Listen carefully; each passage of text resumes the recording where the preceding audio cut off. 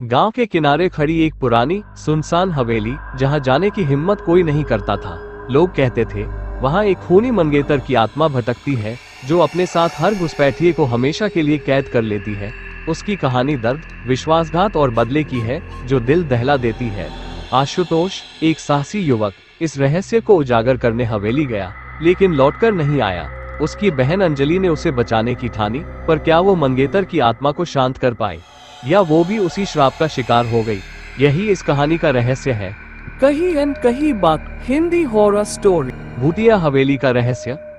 गांव के बाहर जंगल के किनारे पर एक पुरानी टूटी फूटी हवेली खड़ी थी। लोग कहते थे वहां मत जाना, वहां एक खतरनाक साया रहता है। लेकिन क्या सच में ऐसा कुछ था? आशुतोष, एक नौजवान जिसने डर का नाम तक नहीं सुना था, जब उसके दोस्तों ने उससे चैलेंज किया, तू अगर इतना ही बहादुर है तो रात में उस हवेली में जाकर दिखा। उसने मुस्कुराते हुए जवाब दिया, बस इतना सा काम, देखता जा।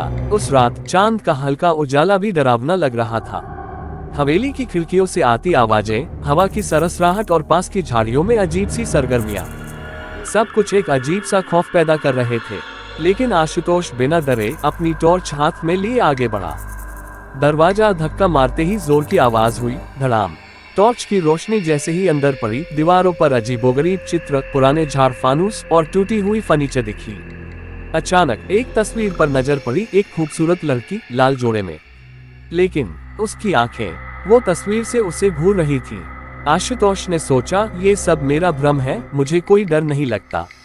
उसने अपनी टॉर्च का रुख दूसरी ओर किया, लेकिन तभी खट खट खट सीढ़ियों से किसी के उतरने की आवाज आई। कौन है वहां? आशुतोष ने चिल्लाया, लेकिन जवाब में सिर्फ सन्नाटा। और फिर हा हा हा, एक दिल दहला देने वाली हंसी। हवेली की ऊपरी मंजिल पर पहुंचते ही उसने देखा, लाल साड़ी में वही लड़की खड़ी थी। उसके हाथों में खून से सना हुआ एक चाकू था। आशुतोष का गला सूख गया। तुम कौन हो? उसने लड़खड़ाती आवाज में पूछा।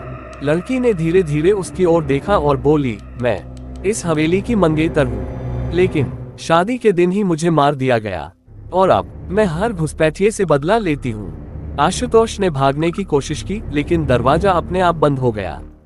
तुम मुझे क्या करोगी? उसने कांपते हुए पूछा। लड़की मुस्कुराई, तुमने मेरी तस्वीर को घूरने की हिम्मत की, अब तुम भी मेरे साथ रहोगे हमेशा के लिए। अचानक हवेली की दीवारों पर खून बहने लगा, फर्श हिलने लगा और आशुतोष ने जोर से चिल्लाया, बचाओ। लेकिन उसकी चीखें हवेली के अंधेरे में डूब गईं। सुबह जब उसके दोस्त उसे ढूंढने आए, तो उन्होंने देखा उसकी टॉर्च टूटी हुई पड़ी थी और फर्श पर खून के निशान थे। लेकिन आशुतोष, वो गायब था। लोग कहते हैं अगर कोई हवेली के पास भी जाए तो उसे एक औरत की आवाज सुनाई देती है, आओ मेरे साथ खेलो।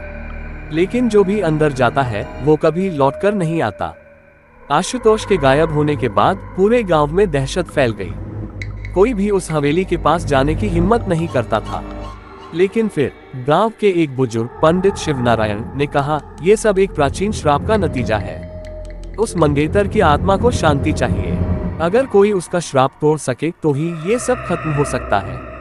लेकिन सवाल था, श्राप कैसे टूटेगा? आशुतोष की छोटी बहन अंजलि अपने भाई की बहुत करीब थी। वह शांत नहीं बैठ सकी।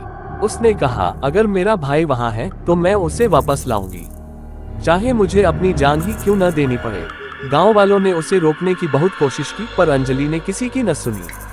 पंडित शिवनारायण ने उसे एक ताबीज दिया और कहा, ये तुम्हें थोड़ी सुरक्षा देगा, लेकिन याद रखना, अगर तुमने डर दिखाया तो आत्मा तुम्हें भी नहीं छोड़ेगी। अंजलि उसी रात ताबीज को पकड़े हुए हवेली पहुंची।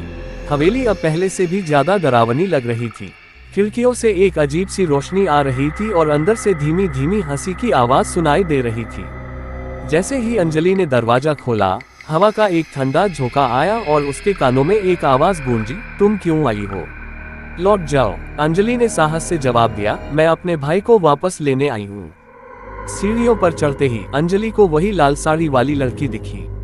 उसकी आंखें जल रही थी। उसने पूछा, तुम्हारा भाई? उसने मेरा अपमान किया था, अब वो मेरी दुनिया का हिस्सा है। अंजलि ने शांत लेकिन दृढ़ आवाज में कहा, तुम्हें बदला लेने की जरूरत नहीं। मैं जानती हूँ कि तुम्हारे साथ अन्याय हुआ है, लेकिन हर आत्मा को शांति चाहिए। मैं तुम्हारी मदद करूंगी। लड़की का चेहरा पल भर के लिए बदल गया। उसके आंखों में गुस्से की जगह दर्द दिखने लगा। उसने कहा, अगर तुम सच में मेरी मदद कर सकती हो तो मेरे मंगेतर को ढूंढ कर लाओ। उसने ही मुझे मारा था। अंजलि को पता चला कि वह मंगेतर अभी भी जिंदा है और गांव के दूसरे किनारे पर रहता है। उसका नाम करण था। लोग उसे बहुत ही शरीफ मानते थे, लेकिन अंजलि को यकीन हो गया कि करण ने ही इस लड़की को मारा था। अंजलि ने करण को हवेली आने के लिए मजबूर किया। जैसे ही करण ने हवेली में कदम रखा, वह लाल साड़ी वाली लड़की प्रकट हुई। उसके चेहरे पर गुस्से और बदले की भावना साफ झलक रही थी। तुमने मुझे मारा था करण। तुम्हें पता था कि मैं तुम्हारी दौलत के लालच में नहीं, बल्कि प्यार के लिए तुम्हारे साथ थी। फिर भी तुमने मुझे धोखा दिया। करण रोने लगा और सच कबूल किया। मैंने तुम्हें मारा क्योंकि मैं किसी और से शादी करना चाहता था, लेकिन अब मुझे अपनी गलती का एहसास हो गया है। मुझे माफ कर दो।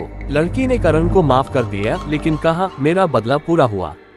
अब मैं इस दुनिया को छोड़कर जा सकती हूँ, लेकिन तुमसे मेरा आखिरी निवेदन है, कभी किसी के प्यार को धोखा मत देना।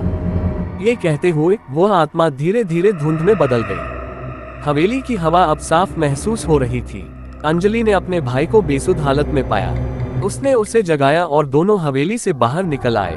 गांव वालों ने उस रात के बाद हवेली को फिर कभी भूतिया महसूस नहीं किया, लेकिन हर कोई उस लाल साड़ी वाली मंगेतर की कहानी को याद रखता है। ये कहानी हमें सिखाती है कि प्यार का सम्मान करना और सच्चाई का साथ देना कितना जरूरी है। तो क्या तुमने कभी प्यार को धोखा दिया है? अगर हाँ, तो सावधान हो जाओ। कौन जाने कोई भूतिया मंगेतर तुम्हारा इंतजार कर रही हो। अंजलि और आशुतोष के वापस लौटने के बाद गांव वालों को लगा कि हवेली की कहानी खत्म हो गई है, लेकिन क्या सच में ऐसा हुआ था?